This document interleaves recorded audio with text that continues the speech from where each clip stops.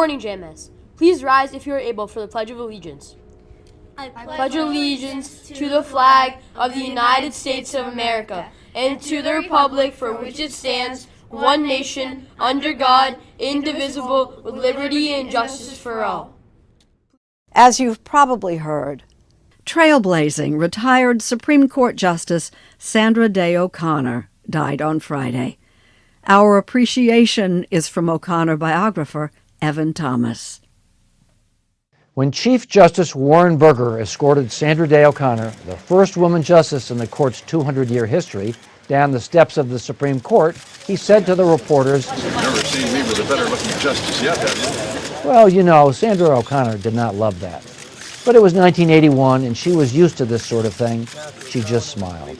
She was tough, she was smart, and she was determined to show that women could do the job just as well as men. One of the things that she was smart about was staying out of petty, ego-driven squabbles.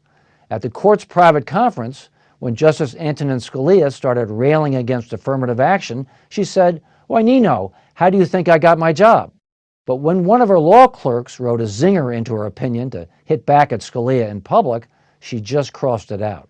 In 24 years on the Supreme Court, Justice O'Connor was the decisive swing vote in 330 cases. She was in the majority in the last term on all but 8 decisions. In virtually every 5-4 decision of note, O'Connor's was the 5th, the deciding vote. That is a lot of power, and she was not afraid to wield it, upholding abortion rights and affirmative action and the election of President George W. Bush, although she later regretted the court had involved itself in that case.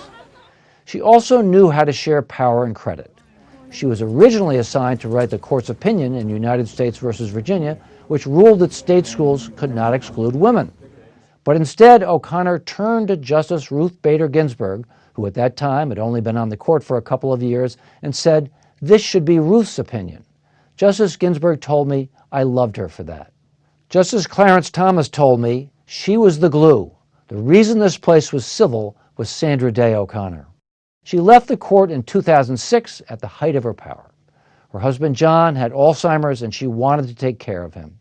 "He sacrificed for me," she said. "Now I want to sacrifice for him." How lucky we were to have Sandra Day O'Connor. Good morning and welcome to the JMS Morning News. My name is Vanya and reporting with me today is Vicky. Today is Monday, December 4th. It's a day 7. We're starting the day with period 2. The lunch order is 687. It's an X block day. Students should be arriving on time with their snack to their homeroom. Extension sign-ups. Because of the technical issues last week, many students were unable to sign up for their extensions. Students will have another opportunity to sign up today during X block.